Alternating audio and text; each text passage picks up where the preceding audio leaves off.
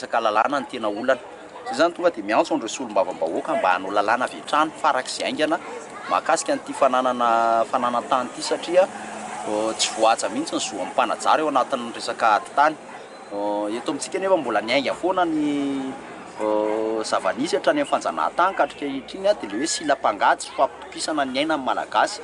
manoloana andreny zany dia betsaka ireo malagasy mbola tsy manana taratasy ara-dalàna misoratra aminy mpanambola nefa ny afaka mandavaka lalana ety sy eroa izay ahafahana mametraka an'izay resaka olana mahakasika ny tany izay izy afaka maketsina makeroa dia lasa olana eto dia apetraka tsara mihitsy fa tsy mipitsara ny problème an'io tsy eo anivon'ny fitsarana ny olana amin'io fa ny resaka tena olana amin'ny ankapobeny dia mahakasika ny resaka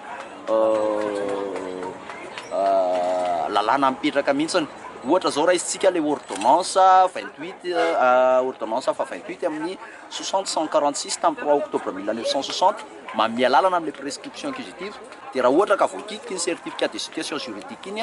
dia efa tsy afaka manandanja tsony zany ilay prescription acquisitive ho an'ny zoa mpanajary fa lasa n'ilay zoa n'ilay olona avana vita taratasy melondray mivoaro ka tsotra zavatra teneninay hoe ny député tena manao antso avy zay eto anaty fotoana fohy anao ny lalàna farak'izay ny mahakasika an'ity fananantany ity fa ho zava-doza misy eto Madagasikara en plus moa mitombo hatrany ny mpatory an-tsena mitombo ny mpatory an-dalana ny manatrano raiky horavaina aiza ho aiza zany tena fiainan'le malagasy mahakasika ny sosialy izay voaresaka tamin'ny finianan'ny filohan'ny repoblika ka mazava be fanehoan-kevitray hoe